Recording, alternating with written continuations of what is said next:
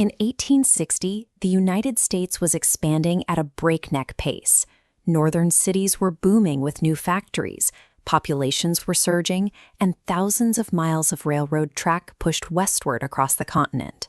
But that industrial boom was completely alien to the southern half of the country. There, the entire economy rested on a single pillar: massive cotton plantations, all built on and driven by the labor of millions of enslaved people. This map shows the U.S. splitting into free and slave territories.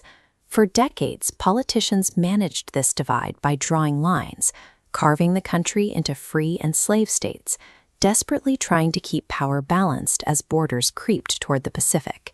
The math simply didn't work. Every time the United States claimed new territory in the West, the same haunting question resurfaced: would slavery be allowed to spread?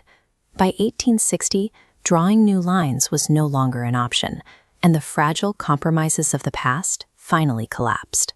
That collapse culminated in the presidential election of 1860, with the Republican Party nominating a relatively new figure, Abraham Lincoln of Illinois.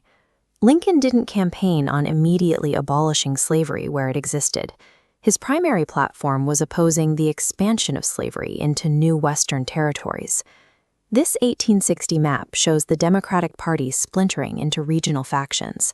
Lincoln won the presidency by sweeping the North, without carrying a single Southern state. To Southern leaders, this was a terrifying warning. The South was now totally frozen out of federal decisions. They realized that if slavery was geographically contained, their political leverage in Washington would steadily shrink as new free states joined the Union. For wealthy slaveholders, the federal government was no longer a system protecting their economic future. This map traces the immediate chain reaction following Lincoln's election. On December 20, 1860, South Carolina made the first move and declared it was leaving the United States. Mississippi, Florida, Alabama, Georgia, Louisiana, and Texas rapidly followed suit. By early 1861, these Deep South states banded together to form an entirely new government, the Confederate States of America, installing Jefferson Davis as its president. The United States was suddenly facing a crisis with no historical playbook. You had two completely separate governments claiming sovereign authority over the exact same pieces of national territory. As Confederate forces began seizing federal property across the South, what started as a regional political dispute rapidly morphed into an armed standoff.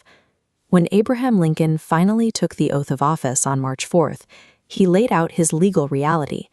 The Union was permanent. In his view, a state could not simply dissolve its relationship with the federal government just because it disagreed with an election result. This aerial photograph shows the physical manifestation of that constitutional crisis: Fort Sumter in Charleston Harbor. It was a federal military outpost manned by a small group of U.S. soldiers, completely trapped by Confederate forces and rapidly running out of food. This logic tree outlines Lincoln's trap. Abandoning the fort validates the Confederacy as a legitimate foreign power, but sending heavily armed supply ships would be seen as a direct act of war. So Lincoln took a calculated middle path.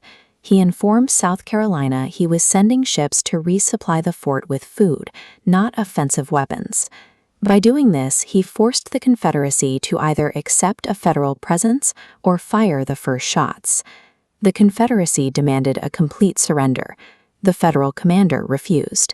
And on April 12, 1861, Confederate artillery opened fire, hammering the fort for over a day until it finally surrendered. As news of the bombardment spread, Lincoln immediately issued a call for thousands of volunteers to suppress the Southern rebellion.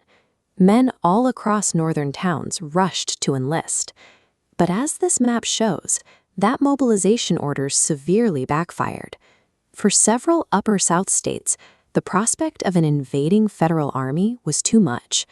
Virginia, Arkansas, Tennessee, and North Carolina broke away, handing the Confederacy a massive, populous new border.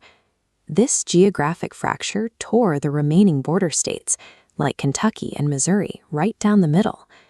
people living on the same street suddenly found themselves holding allegiance to entirely different capitals. The conflict reached deep into individual homes.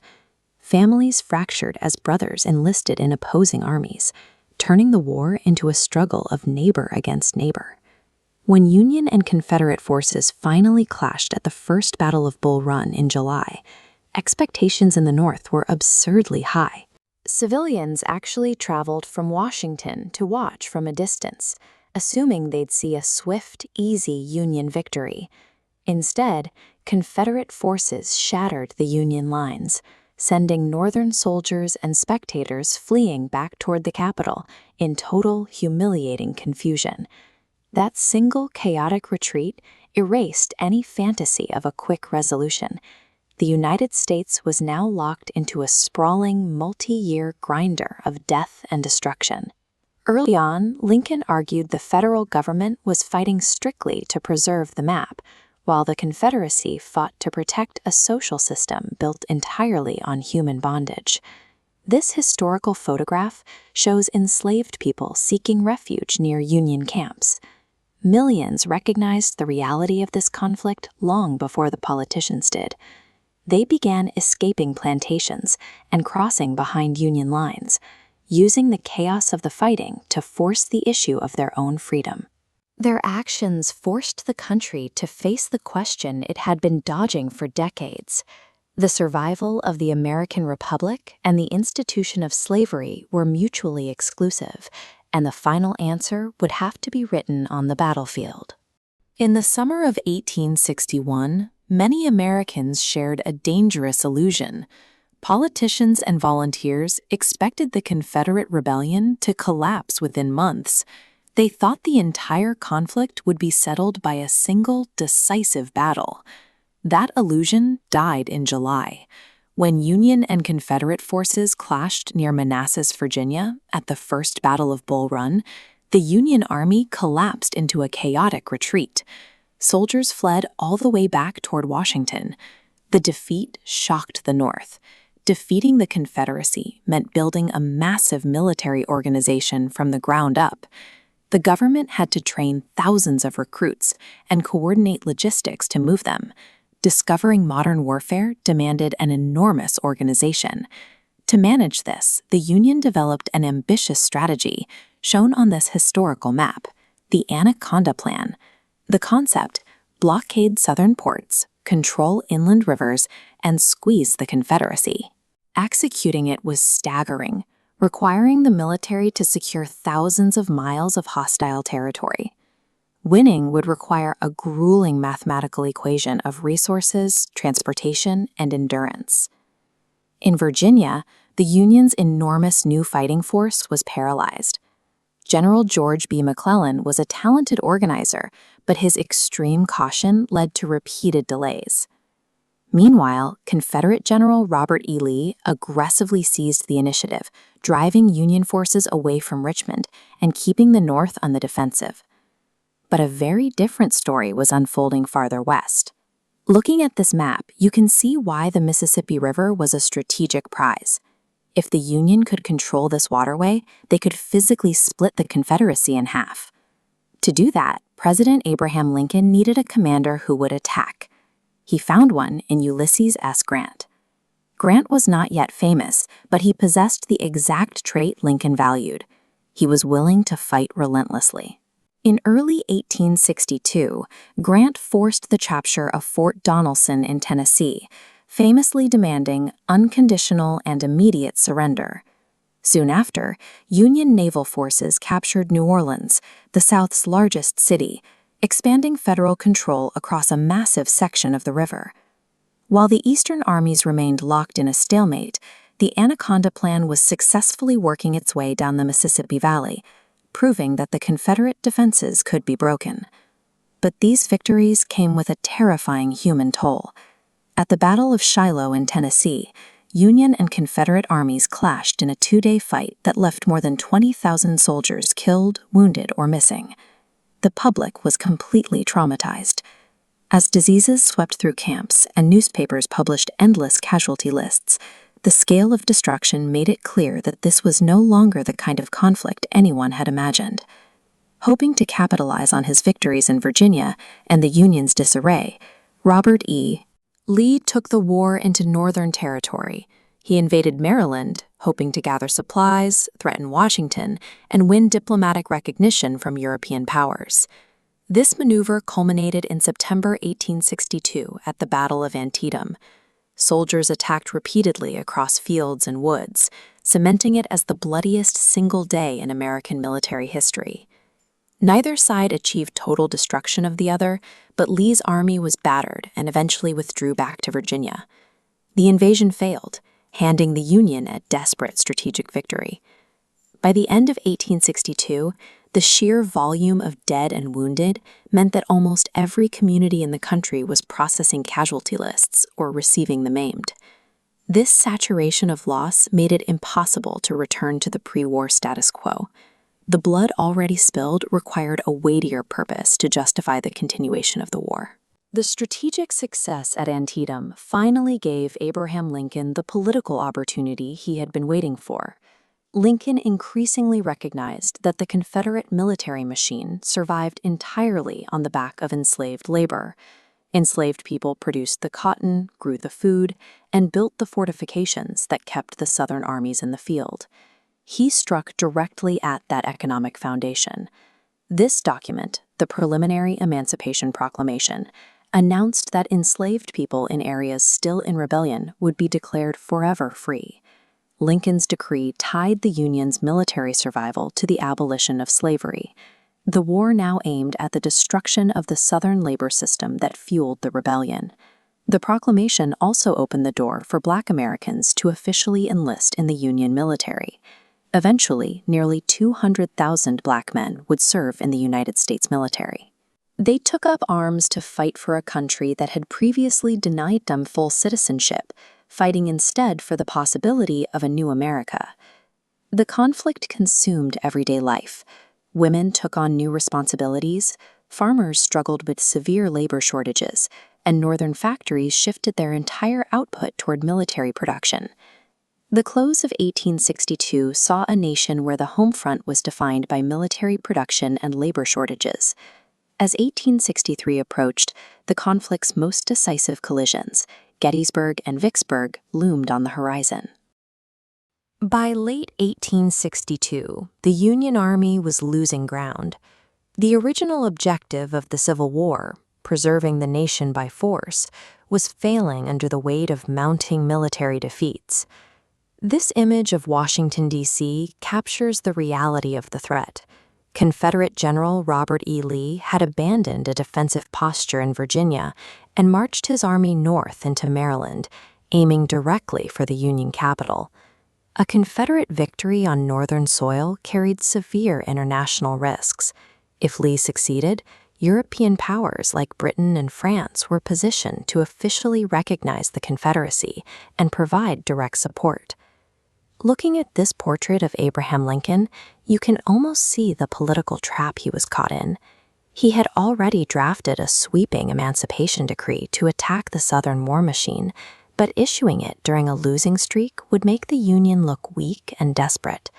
The equation was simple. The survival of the government and the potential liberation of millions required the Union Army to secure an immediate, undeniable victory on the battlefield. That opportunity arrived when Union soldiers stumbled across a misplaced copy of General Lee's Special Orders No. 191. This piece of intelligence revealed that Lee had divided his forces across the Maryland countryside. Armed with this knowledge, the notoriously cautious Union command finally had the confidence to move aggressively. Tens of thousands of troops from both sides converged rapidly near a small, quiet Maryland town called Antietam. A single dropped piece of paper forced an immediate collision, setting the stage for a showdown that would determine the political direction of the entire war. On September 17, 1862, the two armies clashed in a massive, deafening, and completely chaotic exchange of heavy artillery and musket fire. The sheer scale of the death was driven by a grim tactical mismatch. Military commanders were still marching their men in dense, traditional line formations, straight into the fire of highly accurate modern weaponry. This view of the sunken road shows the deadly terrain soldiers faced. Choke points like this, and nearby Burnside's Bridge, turned into slaughterhouses where regiments were decimated in minutes. The trench-like structure here eventually earned the name Bloody Lane. Hours of continuous combat left thousands dead. Neither army managed to break the other's lines completely, but the sheer exhaustion forced Lee to retreat back across the Potomac River into Virginia. Antietam ended as a brutal tactical stalemate. Yet, by successfully repelling the invasion, the Union Army handed Lincoln the exact strategic victory he needed to deploy his political weapon. 5 days after the fighting stopped, Lincoln seized the momentum and issued the preliminary Emancipation Proclamation. Looking at this map, we see the document's strict legal boundaries. It specifically targeted only the populations within designated areas in rebellion. This geographic limitation was a matter of political survival. Lincoln needed to cripple the Southern economy without alienating the loyal slave-holding border states. The proclamation acted as a highly calculated legal instrument designed to sever the logistical and economic foundation of the Confederate war effort. When Lincoln signed the final document on January 1, 1863, the nature of the conflict mutated. A military struggle over borders became an ideological war for human freedom. The policy initiated an immediate economic drain on the South. As enslaved workers escaped behind Union lines, plantations lost their labor force, and Confederate military projects lost the hands building their fortifications. This photograph of Black Union soldiers illustrates the massive demographic shift that followed. Merely 200,000 Black men took up arms, actively fighting for their own liberation and demonstrating their right to equal citizenship. Internationally, the decree served as a geopolitical checkmate. By aligning the Union cause with the destruction of slavery, Lincoln made it politically impossible for abolitionist nations like Britain and France to intervene on behalf of the South. By turning the Confederacy's foundational institution against itself, the Union gained a multifaceted strategic advantage that the South had no way to counter. The United States had crossed a historical point of no return. The nation that existed before 1861 was effectively dead, replaced by a government actively dismantling the institution of slavery. But a legal victory did not guarantee a military one. The Confederate war machine was wounded, yet Robert E. Lee's army remained highly lethal and fully capable of continuing the fight.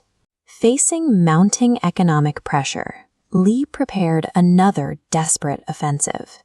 He would push his forces north again, this time aiming for a small Pennsylvania crossroads town called Gettysburg. The thousands of lives lost at Antietam secured the vision for a newly liberated nation. Now, that vision had to survive the ultimate test of combat to become a reality. By the beginning of 1863, the United States had been tearing itself apart for nearly 2 years. Thousands of soldiers were dead. The Union had suffered humiliating defeats, and despite all the blood spilled, the Northern strategy was stuck, focused almost entirely on simply forcing the rebelling states back inside the existing national borders. This created a massive strategic paradox. Northern generals were trying to defeat rebellion, but they were actively ignoring the rebellion's economic engine. They left the Southern agricultural labor force, the institution of slavery, completely untouched. But that status quo could not hold, because enslaved people themselves began forcing the issue. Thousands fled toward advancing Union armies. Families arrived at military camps with whatever they could carry, creating an immediate logistical puzzle and a moral crisis for the Northern commanders who found them at their gates. Initially, the federal response was inconsistent. Some commanders actually returned escaped people to their enslavers, but a legal loophole soon emerged. The military began classifying escaped workers as contraband, seized enemy property whose labor could no longer be returned to aid the Confederate war effort. The Union military was realizing a difficult truth. They could not win by fighting armies alone. To defeat the Confederacy, they had to dismantle the labor system that built it. On January 1, 1863, the federal government officially shifted its policy. President Abraham Lincoln issued the Emancipation Proclamation. Looking at this map shows the strict legal limitations of the document. It applied only to areas actively rebelling against the United States. It deliberately exempted slave states that remained loyal to the Union, and it instantly freed almost no one living in Confederate-held territory. Yet the proclamation permanently linked the destruction of slavery to the survival of the United States. Every time the Union Army advanced, the boundaries of freedom moved with them. A legal document changed the political purpose of the war, but enforcing that new policy required physical power, mass mobilization, and a shift in military strategy on the ground. The people escaping slavery provided immediate, critical intelligence to the Union. They knew the local roads, the locations of bridges, and the exact movements of Confederate troops. This dynamic created a devastating double blow to the Southern economy. Every person who escaped was a vital worker stripped from a plantation, and simultaneously a new asset added to Northern military logistics. Then came the escalation. Following the proclamation, Black men were allowed to enlist in the military on a large scale, forming the United States Colored Troops. Tens of thousands of men, both formerly enslaved and free, volunteered. The stakes for these soldiers were terrifying. If captured, Confederate authorities often refused to recognize them as legitimate prisoners of war. Instead, they faced the threat of execution or immediate re-enslavement. Away from the front lines, Black women were holding the transition to freedom together. Working in military camps, women like Susie King Taylor served as nurses, gathered intelligence, and built the community infrastructure that families needed to survive. On the battlefield, units like the 54th Massachusetts Infantry proved their tactical value under fire.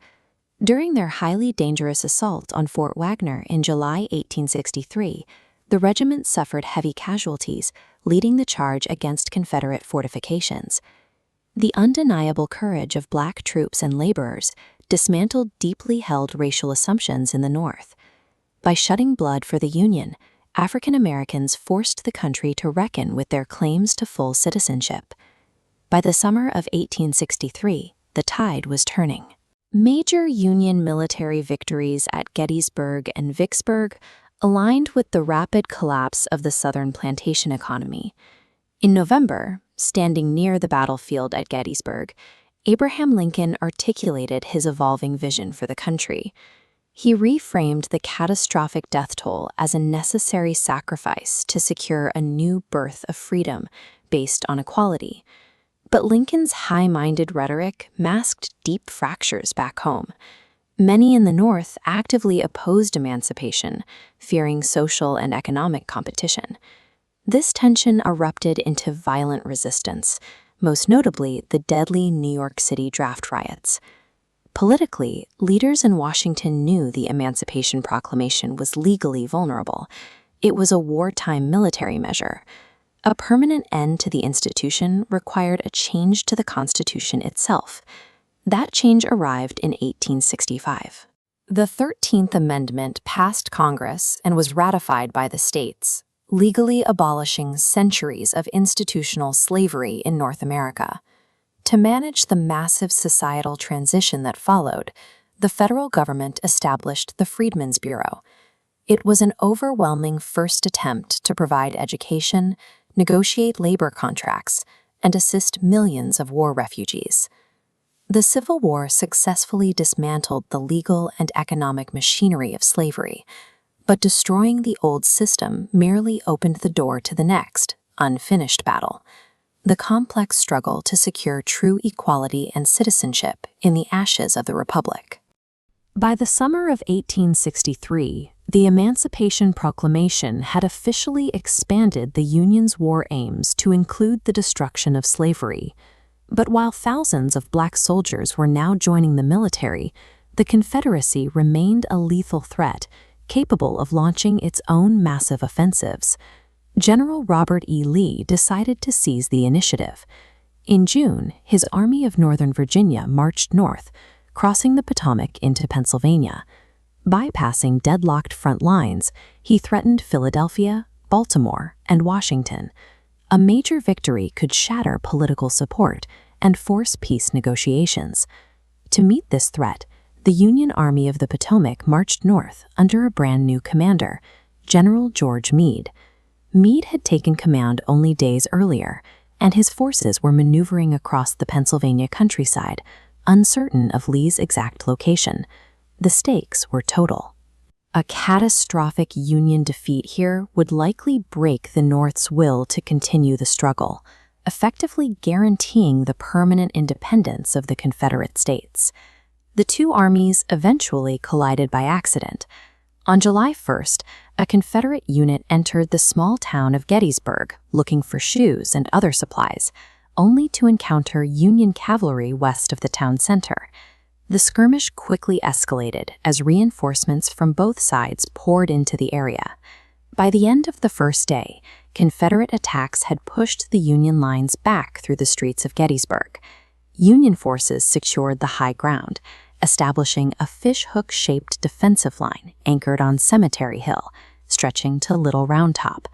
This formidable elevation allowed artillery to sweep the fields below, forcing grueling uphill Confederate attacks on July 2nd. The fighting on these flanks was chaotic and brutal.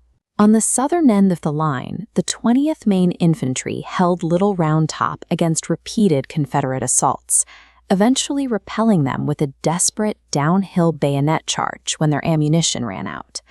Despite these bloody efforts, the Union line held. Lee's failure to break the edges of the fishhook left him with only one remaining option: a direct assault against the very center of the Union position. On the afternoon of July 3rd, Lee ordered one of the most famous attacks in military history. Following a massive artillery bombardment that could be heard for miles, nearly 15,000 Confederate soldiers began a long march toward the Union center. This was Pickett's charge. The soldiers had to cross nearly a mile of open ground under concentrated Union fire. Artillery shells and rifle volleys shattered the advancing lines long before most of the men could reach the Union wall. The assault failed completely. With thousands of his men killed, wounded, or captured, Lee was forced to retreat toward Virginia. The Army of Northern Virginia had suffered a blow that permanently ended its ability to launch major invasions of the North. The very next day, July 4th, the Confederacy suffered a second disaster over 1,000 miles away. General Ulysses S. Grant captured Vicksburg, the final Confederate stronghold on the Mississippi River, effectively splitting the South in half. Together, Gettysburg and Vicksburg destroyed the Confederacy's strategic momentum. In a single week, the South lost its best chance at a Northern victory and lost control of its most important internal waterway. The military triumph came at a staggering human cost. Gettysburg was the bloodiest battle ever fought in North America, leaving behind 50,000 casualties and a landscape covered in makeshift hospitals and shallow graves. 4 months later, Lincoln traveled to the site to dedicate a national cemetery for the fallen. Lincoln used the occasion to redefine the purpose of the war. He argued that the dead had sacrificed themselves for more than a political border. They had died to ensure that a nation conceived in liberty could survive and experience a new birth of freedom.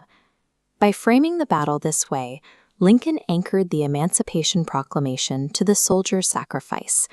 A Union victory would no longer result in a return to the status quo of 1860, but in a nation that had finally committed itself to the promise of human equality. These victories stabilized Lincoln's political future and elevated Ulysses S. Grant to commander of Union armies. Grant brought a new, modernized perspective to the conflict. Grant understood that the North possessed a massive advantage in manpower and industry. He replaced Lee's focus on individual battles with a strategy of coordinated warfare, ordering all Union armies to attack the Confederacy simultaneously on every front. This was the beginning of hard war. Union forces stopped focusing solely on enemy armies and began systematically destroying the South's infrastructure, burning railroads, factories, and supply depots to break its ability to sustain the fight. July 1863 did not end the war, but it permanently flipped the board. By stopping Lee's invasion and fracturing the South's geography, the Union gained the initiative it needed to unleash the industrial and political force that would eventually end the rebellion. By early 1864, the Union had scored massive battlefield victories. Gettysburg halted the Confederate invasion, and Vicksburg secured the Mississippi River. The Emancipation Proclamation had given the United States military a clear moral mandate. Yet, as the smoke cleared in the forests of Virginia, the Confederate Army was still standing, and the war was still raging. Up to this point, Union commanders operated with a critical flaw. They will fight a battle, win, and then pause to rest their men and reorganize their supply lines. This cycle gave the Confederate Army time to retreat, dig new defensive trenches, and prepare for the next fight. Abraham Lincoln realized that winning battles was no longer enough. He needed a commander who would keep fighting until the Confederacy literally ran out of men and resources. In March 1864, Lincoln appointed Ulysses S. Grant to lead all Union armies. Grant recognized that victory required a shift to systemic attrition, moving past the era of isolated, disconnected battles. By 1864, the North held massive advantages in population and factories. The South couldn't replace its losses. Grant applied this arithmetic to the battlefield. By attacking everywhere simultaneously, Virginia, Georgia, the Shenandoah, and the coast, the South couldn't shuffle its troops. To make this work, Grant introduced a brutal new doctrine to his generals. Do not pause, do not let the enemy rest, and above all, never retreat. If the Union Army bled, the Confederate Army bled. The North could replace those soldiers. The South could not. Grant was turning the Civil War into a math problem, and the Confederacy was on the wrong side of the equation. In May 1864, Grant moved his forces south into Virginia for the Overland Campaign. The fighting in the dense forests of the wilderness and the muddy fields of Spotsylvania was chaotic and violent. Soldiers fought at point-blank range, sometimes trapped as the woods around them caught fire. At Cold Harbor, Union troops assaulted heavily fortified Confederate positions. Thousands of Federal soldiers were killed or wounded in a matter of hours. Previous commanders would have withdrawn after taking such heavy losses. Grant kept marching south. He bypassed the Confederate capital of Richmond entirely and targeted the city of Petersburg. Petersburg was a vital rail hub. If Grant could sever the train lines running through it, Richmond would starve, and Robert E. Lee's army would be trapped. The campaign bogged down into a miserable, months-long siege. Union and Confederate troops dug massive networks of trenches. They lived in deep mud, under constant threat from snipers, as disease swept through the camps. Siege warfare offered almost no military glory, but Grant was weaponizing time. Pinned in their defensive earthworks, the Confederate Army was slowly burning through supplies they could never replace. While Grant squeezed Lee in Virginia, General William Tecumseh Sherman was executing the second half of the plan in the West. His objective was Georgia. This map illustrates exactly why Sherman targeted Atlanta. It was the Confederacy's premier industrial and transportation center. The weapons and supplies keeping the Southern armies alive flowed outward from these specific rail intersections. The timing of Sherman's campaign was critical. The 1864 presidential election was approaching, and Northern voters were exhausted by the staggering casualty lists.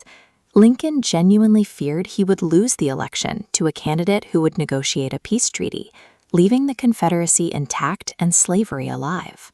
On September 2nd, Union forces finally captured Atlanta. The headlines proved to a weary Northern public that Grant's strategy was working.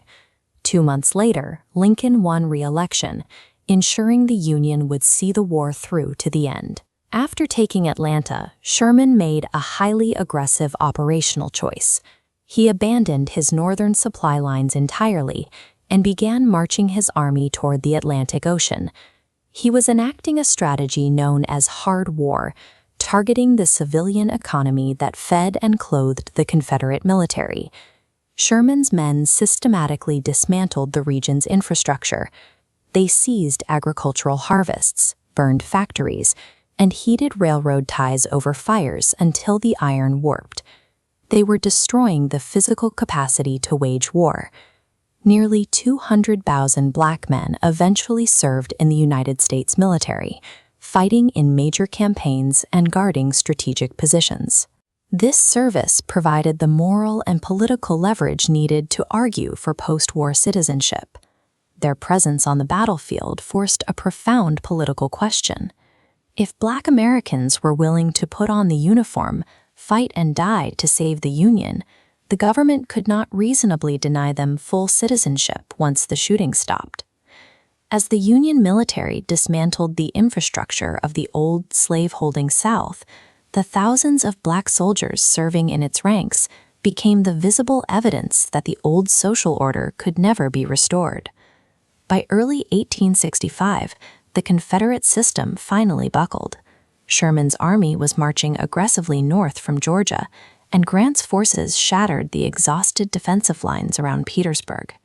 With Petersburg lost, the capital of Richmond was entirely undefended. Confederate officials abandoned the city in the night, setting fires as they fled. When Union troops arrived, they found the symbolic heart of the rebellion in ashes. Robert E. Lee attempted one last march westward, but his men were starving. They had no supplies, no reinforcements, and heavily armed Union cavalry blocking their path. On April 9, 1865, inside a private home at Appomattox Courthouse, Lee surrendered the Army of Northern Virginia to Ulysses S. Grant. The grinding, simultaneous pressure applied over the last year had achieved its goal. The Confederacy no longer had the mechanical or human capacity to fight. Lincoln immediately turned his attention to the peace. He wanted to officially abolish slavery through the Constitution, bring the Southern states back into the fold, and rebuild the country without seeking massive political revenge. But Lincoln never got the chance to guide the process.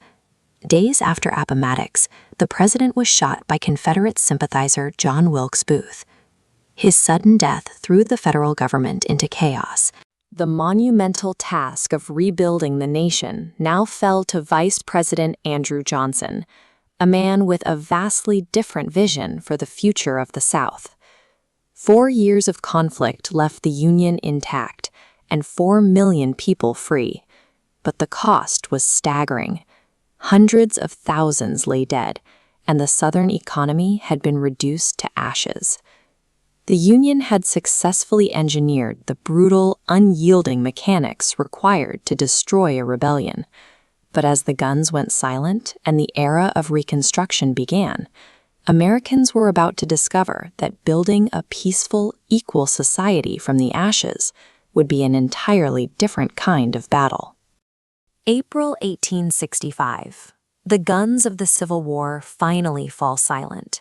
The Union had survived, and 4 million enslaved people were suddenly, officially free. But the physical reality on the ground was stark. The South was devastated. Millions of formerly enslaved people were beginning new lives, but they were stepping into that freedom with virtually no property, tools or financial resources. Following Abraham Lincoln's assassination, Vice President Andrew Johnson assumed the presidency. His policy for the defeated Southern states was remarkably lenient. As long as they accepted the abolition of slavery and recognized federal authority, former Confederates were given a quick path to rebuild their local governments. This shocked Northern Republicans. They watched as the very Confederate leaders who had fought to destroy the United States walked right back into political power. The nation survived the war, but now faced the much harder question of whether freedom would actually equal equality. Early in Reconstruction, the federal government secured a massive victory. The 13th Amendment was added to the Constitution, officially abolishing the institution of slavery across the entire country. But Southern state legislatures quickly retaliated. They passed a series of laws known as Black Codes, explicitly designed to control the lives and restrict the economic activities of the newly freed African American population. These codes functioned as a legal trap. By strictly enforcing vagrancy laws, local authorities could arrest anyone accused of being unemployed. Once arrested, African Americans faced heavy fines, and to pay off that debt, they were pressured right back into forced labor contracts. Slavery was legally dead, but Southern politicians had successfully used state law to preserve their cheap, controllable labor force. To counter these local laws and assist civilians, Congress created the Freedmen's Bureau. One of its greatest achievements was education. Across the South, African American communities led a massive grassroots push to build schools and teach basic literacy to people who had been barred from reading for generations. Learning to read was a critical tool for survival. Literacy allowed people to read a labor contract, understand a local law, and exert actual control over their own lives. But education couldn't solve a glaring failure of Reconstruction, the lack of land redistribution. Looking at the scale of these cotton fields, former slaveholders eventually regained control of their property, while freedmen were left with no land, no livestock, and no access to credit. This wealth gap gave rise to an agricultural system known as sharecropping. Instead of owning the land, farmers worked a plot owned by someone else in exchange for a portion of the harvest. The math of sharecropping was predatory. Workers borrowed money for seeds and tools. By harvest time, the debt outweighed their small profits. If the harvest was poor, that debt compounded, forcing them to borrow again. Families became trapped in a permanent cycle of debt. The federal government had granted legal freedom, but without access to land or a path to economic independence, that freedom remained painfully restricted. The government's counteroffensive, the 14th Amendment. Ratified in 1868, it established birthright citizenship and guaranteed equal protection under the law for all Americans. This legal protection allowed African Americans to enter politics at a staggering scale. They registered to vote, formed political organizations, and men like this one began winning elections to state legislatures and Congress. Many white Southerners refused to accept this multiracial democracy. Secret, armed organizations like the Ku Klux Klan emerged, using targeted terrorism, property destruction, and murder to restore white political control. The federal government eventually responded with force. Congress passed legislation giving federal authorities and the military power to step back into the South, suppress violent groups, and protect the right to vote. Reconstruction had now become a secondary war.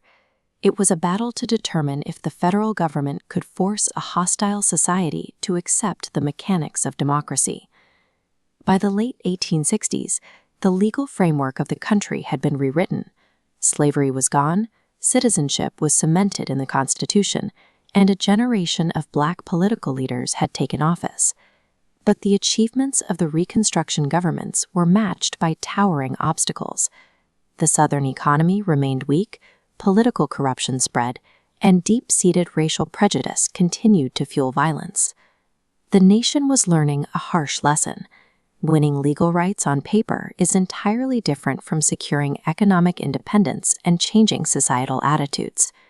The Civil War saved the Union.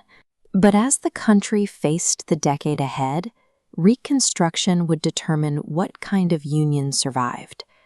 America now had to decide if it would slip back into its old racial hierarchy or finally fulfill the promise of a society built on equal citizenship. By 1877, the American Civil War had been over for 12 years. The Union was preserved, the Confederacy was gone, and the 13th Amendment had ended slavery across the country. To secure these changes, the United States revised its Constitution. This document is the 14th Amendment. It established that every person born here was a citizen. Section 1 included this clause: no state could deny any person the equal protection of the laws. Shortly after, the 15th Amendment was added to protect voting rights regardless of race. These three amendments established a new legal standard for American citizenship, but those standards required enforcement. In 1877, the federal government withdrew its troops from the South. Without a military presence, enforcing these constitutional protections stopped. Southern states quickly replaced Reconstruction-era policies with Jim Crow laws. These state-level rules enforced racial separation in schools, public facilities, and transportation, bypassing the 14th Amendment. This sign from the era reminds voters to pay their poll taxes. Along with literacy tests, these were specific legal mechanisms designed to strip Black Americans of the voting power promised by the 15th Amendment. Outside the courtroom, racial violence and lynching were used as tools of control. This violence was intended to intimidate entire communities and punish those who sought economic independence or political participation. The political achievements of Reconstruction were dismantled. While the 14th and 15th Amendments remained in the Constitution, they were now static text, waiting for a generation that could effectively wield them in court. As the South restricted rights, the rest of the country entered a period of rapid industrial growth. This factory interior shows the scale of production, as railroads connected distant regions and cities expanded. Yet in the South, millions of Black Americans were systematically locked out of this economic expansion, remaining trapped in a state-enforced racial hierarchy. Seeking industrial jobs and political freedom, millions of people left the rural South for cities like Chicago and New York. This family with their suitcases represents the beginning of the Great Migration, a demographic shift that reshaped American cities. Within their own communities, African Americans built a network of self-sustaining institutions. Churches, newspapers, and mutual aid societies provided the resources and organization that the government no longer offered. Education became a primary tool for resistance. These graduates from an early historically Black college were part of a new, highly educated leadership class, trained in history, law, and political theory. These institutions created the intellectual and economic base required to eventually force the nation to honor the promises it had made during Reconstruction. In the early 20th century, a debate emerged over how to fight for equality in a society that remained segregated. Booker T. Washington argued that African Americans should focus on vocational training and building economic independence from within the community first. W.E.B. Du Bois disagreed. He insisted on immediate political action and civil rights, advocating for active legal resistance to end segregation. This friction led to the founding of the NAACP in 1909. The organization was dedicated to securing civil rights through the federal court system. The NAACP used the 14th Amendment as their primary tool. They argued that equal protection made state-level segregation laws illegal, using federal lawsuits to strike down individual restrictions one by one. The amendments written during the 1860s were now functional weapons in a new legal battle. This headline from 1954 marks the result of a decades-long legal campaign. In Brown v. Board of Education, the Supreme Court finally addressed the gap between constitutional text and daily life. The court used the 14th Amendment to declare that racial segregation in public schools was unconstitutional, reversing decades of legal precedent. This ruling provided a legal opening for a mass social movement. Millions of Americans organized to demand that the rights written in the Constitution be enforced in their own communities. Activism moved from the courtroom to the streets. This march, like many others across the South, used boycotts and voter registration drives to challenge the remaining structures of Jim Crow. In this image, President Lyndon B. Johnson signs the Civil Rights Act of 1964. This law, and the Voting Rights Act that followed, signaled that the federal government was once again willing to enforce the 14th and 15th Amendments. This era is often described as a second Reconstruction, a period that finally achieved the active enforcement of principles established nearly a century earlier. The history of these amendments shows that changing the law is only the first step.